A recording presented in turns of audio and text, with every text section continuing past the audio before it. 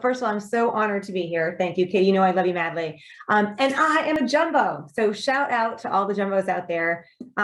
It is a great honor to me in particular to be able to talk about this with you guys, given my background, and Katie, the way that you just introduced it makes me extremely happy. So I'm gonna tap into what I can do to run you guys through some slides with that introduction. And I wanna really say over and over again, the extent to which information, lack of information, misinformation has shaped my entire career trajectory. And a lot of that I did learn when I was at Tufts. Tufts was the first place that I very formally was challenged in, consider the source. Where did that information come from? And what are the biases that people might be bringing into the information that they're bringing, and how you're perceiving or evaluating that information? So I can't say enough to Tufts. Thank you for my education. I love you madly. And it is such a great honor to be here. So what I'm going to talk to you guys about today is in the framing of Archangels, which is the company that I'm working with now. But I have to go back for a second to set the stage for why Archangels, sort of the history that got us to where we are here. And way, way, way back when I started a company was a co-founder of a company called Eliza back in 2000. And we were a communication platform that was automated, and it allowed us to interact with, while I was there, literally we had 8 billion data points. We had tens of millions, hundreds of millions of interactions with humans about their health. And we were getting paid by the healthcare system, by big employers, to really talk about health in a way that industry thought health was. And one of the first times I sort of questioned my own perspective on what is information is when we would hear from those extraordinary numbers of humans. We had an outbound calling platform, which enabled us to get to people, not because they were in the healthcare system, but specifically because they were not. This was the 85% of a population who was not going to see their doctor. They were not coming in to get cared for. They were not worrying about their diabetes and cardiovascular disease. We were hired to sort of coerce or beguile or convince them to care about these aspects of their health, get their mammogram, get their colon cancer screening, take their blood pressure medication. And what we learned over the course of these interactions is the reason people weren't focusing on their traditional definition of health, clinical definition of health, is because for them, their health was actually their life. And we realized that it was caregiver stress, financial stress, relationship stress, and workplace stress. And when we kept trying to talk to people about their diabetes, they'd come back and say, oh my gosh, I can't focus on that right now. My mother with Alzheimer's just moved in. I hate my boss so much I can't breathe. I'm pretty sure my partner is cheating. And so we came around to this realization that we have to expand the definition of health to include life, because when life goes wrong, health goes wrong. And so we started to look at everything we were focused on from a different perspective. We also did that from a very data-driven perspective. When I left Eliza in about 2015 was right around when the political atmosphere in the US was getting very, very charged. And we made a first attempt to start Archangels, and it didn't work. As a bootstrapper, I can tell you all those stories. If anybody ever wants to connect on it, I would love to. I love failure, always humbling. But I had a realization that I was not understanding the level of divisiveness in the country. And I realized that that was because I lived in a bubble. And empathy, such a foundational element of design. You can't have empathy if you don't have any exposure. And so I went to go work as a cashier at Walmart. And for 20 hours a week for 8 months, I was a cashier, and I got promoted to be customer service. Woohoo! But what I learned while I was there is so many things. First, that we are all way more alike than different. And over and over and over again, I would hear these stories, and I would write them down in the cashier tape so that I could save them. I would hear these stories about what was going on for people. And it was the stress that they were having in being an unpaid caregiver. It was their worry financially. It was the fact that their relationship was failing, or their kid was on drugs, whatever it might be. And had the second epiphany that not only are we way more alike than we're different, but that retail, instead of asking people to come into the healthcare system or wherever it is we think we do our thing, we need to go out where people are, right? We need to go meet them where they are. And for me at that moment, I was like, oh my gosh, retail is a front line of health. More broadly, communities are a front line of health. And Dean Moskvarian, I really love when you were just talking about misinformation, this notion of the impact from policymakers, right? Like this is something that is affecting all of us, whether you're lucky enough to be employed, lucky enough to have health insurance, lucky enough to have money to buy food, safety, security, transportation, whatever it might be. we know that for those that are not, they are falling back on their communities and their states in a very, very real way. So this led to the refounding, I will call it, of Archangels in 2017. And you can think of Archangels as a really, I'm gonna do this dance, right? It's like a movement and a platform that's reframing how caregivers, unpaid caregivers, are seen, honored, and supported using a combination of data and stories, and doing that through public and private partnerships. We cannot focus solely on, employers or health plans or health systems, because so many unpaid caregivers have to leave their jobs, or were never able to get a job in the first place because of this other job that they have. So we do that through board seats, policy advocacy, and then by working shamelessly in every channel we can to be getting to humans where they are to support them in this role. And we do all that based on this foundational premise that what we want to do is use research to generate data that informs the action that we take to have an impact. Now, the impact that we're focused on is unpaid caregivers, but I think that framework really works no matter what anybody is focused on. It's humbling, by the way. It's super humbling, because I sometimes think I'm really smart with some idea, or we do as a team, and we're wrong. And when we get out there and actually get our feet wet or hands dirty or whatever you call it, our perspective, our information, our perspective is not actually reflective of those we were trying to serve. So what I want to do is I want to really share some data with you, and I'm going to share data about unpaid caregivers, but I'm going to start way, way back in the way back machine, like doo-doo-doo, doo-doo-doo. We're going to go back to the beginning of 2020, which nowadays feels like forever ago.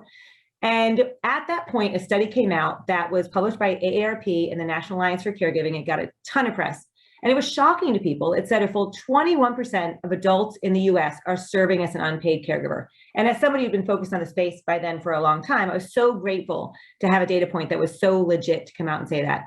There was a lot of other data that we were part of putting out there as well that said not only are caregivers everywhere, but they don't always look like what we might expect. Specifically, 45% are men, 1 in 4 are millennials, and 1 in 5 are Gen Z. So this was before COVID. This is even before COVID. We were already seeing this level of prevalence. We were part of a report. We co-wrote a report that was published by the Blue Cross Blue Shield Association, also a wonderful, credible source. And what this report showed, it was published in 2020, but the data was from before COVID, that even before COVID, these unpaid caregivers, myself included, Katie included, we already had 26% poorer health. And that was manifesting in a lot of ways. One was overutilizing of inefficient sites of care. We should not be getting our care at the ER or at the hospital. But if you're an unpaid caregiver before COVID, that's the only place you could go. That's the only time that you had. We, not surprisingly, had twice the rate of depression, twice the rate of chronic illness due to this perpetual stress. It also has an impact, top and bottom line, in so many other ways, right? Cutting back at work, seeing an impact on how much we cost the system from an employer perspective. And then, of course, and also we know that replacing a caregiver salary does cost more. So if you're thinking about this from an employer perspective, keep that in mind. So that was before COVID. What about now as of COVID? So I will say as an unpaid caregiver, we're essentially chum in the water is the best way that I can describe it. And I'm going to share some of our last 3 CDC studies. The first was published in, oh my gosh, I think it was August of 2020. What is a day? What is a month anymore? I don't know. And what it showed, this was the first time a report like this came out, published by the CDC, that 56% of unpaid caregivers were experiencing clinically significant anxiety or depression. 56%. It was 2.5 times those who were not in this role. It also showed something, and Katie alluded to this, right? It shows something incredibly important is, what do you do if you're an unpaid caregiver? How do you deal with that massive level of stress? You self-medicate. I know that I do, right? And this study showed that 33% of unpaid caregivers were increasing their use of substances to cope. This was specifically drugs or alcohol, increasing at 5 times the rate of a non-caregiver. But look at this, and anyone who's an unpaid caregiver, think about this for yourself. You know this is true. I know it's true for me.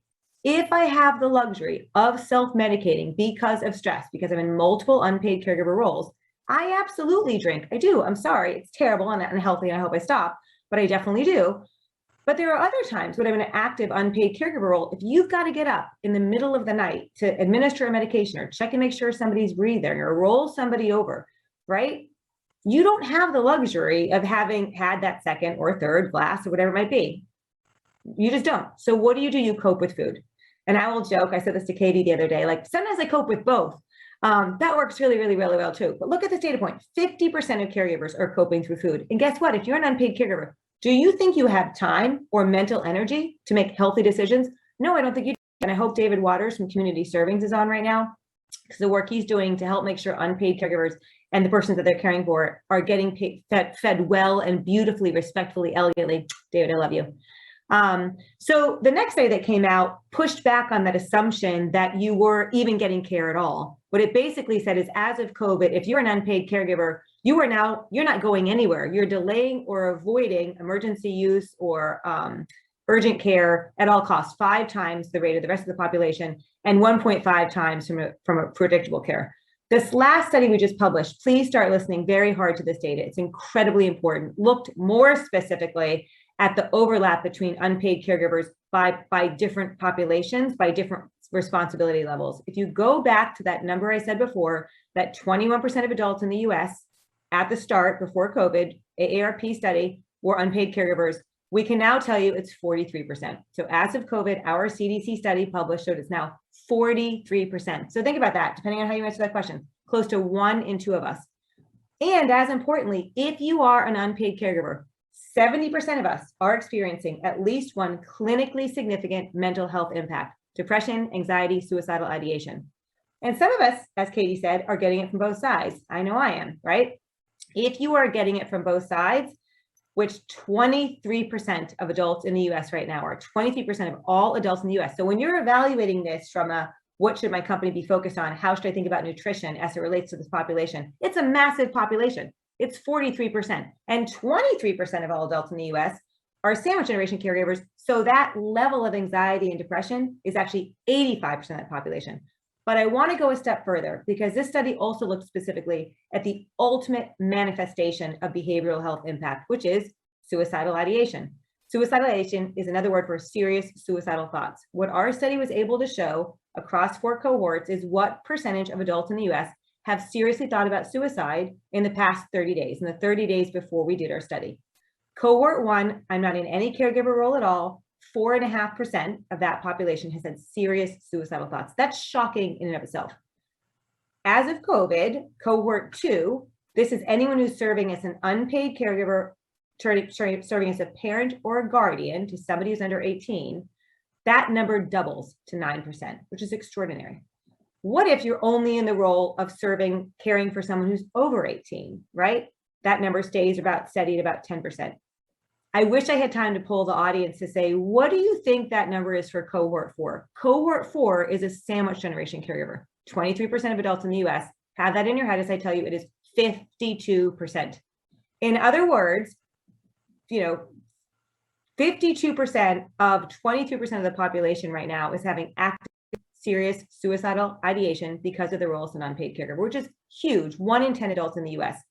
I also want to call out, since many of you are in a double duty role, not only are you serving in the role of unpaid caregiver, most likely, very likely, but many of you, your job is all about caring for others, right? Whether you're a doctor, a nutritionist, you're in HR, there's something that you're doing that could very well be having you be in a double duty caregiver role. As you can expect, that doubles the hard things. This is some work we're doing with New York State, showed that for 1 cohort of double duty caregivers, 63% are actually in the red. In the red, you can think of green, yellow, and red, is a way of measuring the level of intensity you're feeling. So this is my first extraordinary, I'm imploring you, as you're listening to this today, please listen first for yourself, right? You know that old adage, put your own air mask on before helping others. You need to do that. And as you're listening, listen for yourself, then listen for the impact this has on the products that you're developing, and then listen for your coworkers, your family, and your friends, because it's all relevant. And then let's come back to that research, to data, to action, to impact framing, because I'm going to talk really quickly about a case study that we're actively doing right now. And if any of you want to know more about this, and maybe someone can stick it in the chat, you can go to anycareaccounts.ma, anycareaccountsma.com. So before COVID, this metric that we use, if you're in the green, yellow, or red, showed that about 8% of us were in the red. As of COVID, it's now 26%. And anyone who's an unpaid caregiver, you're not surprised by this number in any way, shape, or form. That's a 3-time increase in those who are experiencing very, very, very high intensity. So the AnyCare Counts Massachusetts campaign is all about helping to lift up these unpaid caregivers, helping them to feel validated in their intensity, seen in this role, and then crosswalked over to resources that exist to support them. And it has three major components. One is the campaign to generate awareness. The second is getting your intensity score. And the third is actually getting connected to those resources. So one of the things that's fascinating about unpaid caregivers is they don't know what that term means. They have no idea. Some do, and that's fantastic. And if they do, we love you for it. Great. But a huge percentage of unpaid caregivers are like, what? I'm not a caregiver. I'm a son. I'm a partner. I'm a neighbor. And in fact, the word can actually be insulting to them. And that increases based on ethnicity. Different cultures feel that way. So one of the first things that we learned way back when is we had to use other language. If caregiver is a term that works for you, awesome. But for the very many that don't, what other languages are people using, right? So I love this verse when you probably can't read it. It says, a decent human being. I'm not a caregiver. I'm a decent human being.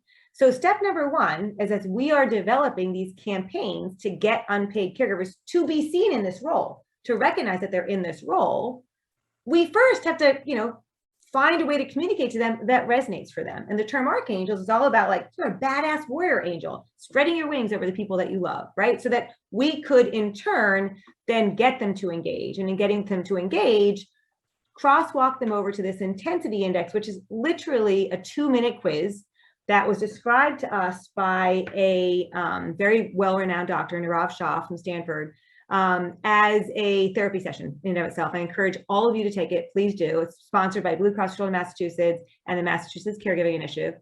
And it runs you through 22 questions very quickly and sort of helps you identify things that you probably weren't even aware that you were feeling that are driving or alleviating this intensity. And it gives you a score, right? On a scale of 0 to 100, how are you doing? In this particular circumstance, I was a 70, so I'm in the red. Great language to use with your partner. Don't mess with you right now. I am in the red. But it also tells you, as importantly, what are the top 2 things driving that intensity? What are the top 2 things alleviating that intensity? And then it gives you the opportunity, if you want, to crosswalk over to those resources. These are the resources that you can find specific to the state of Massachusetts. And when we come back to a lack of information is misinformation, most unpaid caregivers, A, don't know they're in that role. They don't see themselves in that role. And if they do see themselves in that role, they're overwhelmed or they're getting misinformation or they have no information about where to go to get support. So it's incredibly important. Please help us in getting the word out about this campaign, but please also think about it for yourselves. So again, this flow that if you take somebody through it appropriately, you actually really can have a measurable, sustainable impact on their intensity. And I showed you the extent to which intensity drives your actual health. So there are things that increase our intensity. This was in that 3rd CDC study. You will have some self-awareness as you come through this. These are the things that are highlighted in our study. Caregiving-related family disagreements. Raise your hand if you're consistently angry at somebody. I'm raising my hand. Woohoo! Resentment about caregiving responsibilities. Feeling underprepared. Not having as much personal freedom. Having had to cut down on expenses. Like if you are an unpaid caregiver, you're like, duh. Obviously, I'm going through these things. Well, that impacts profoundly your level of intensity, and that is directly correlated to whether or not you're going to have anxiety, depression, or suicidal ideation. So that's a lot of the bad stuff, but there's also a little angel on my other shoulder, and I'm going to come back to there are things that decrease our intensity. We call these buffers. What are these buffers? Get as many of them as you possibly can. If you feel strongly supported, even by just one person, so thinking about how do we innovate, right? What are innovative ways to help make unpaid caregivers feel supported? You will lower depression. You will lower anxiety. And specifically, if you know that trusted respite services exist in your area to help, even if you're not accessing them, it reduces your stress level. 70%, it reduces your stress level. So one of the most important, pieces of information to get across to unpaid caregivers who don't realize that close to 1 in 2 people in the US are in the same situation they are, is you are not alone. That knowledge in and of itself reduces intensity. So any of you guys who are listening right now, if you're in this role, you are not alone. I'm going crazy on a regular basis. So is Katie. We're happy to tell you our personal stories.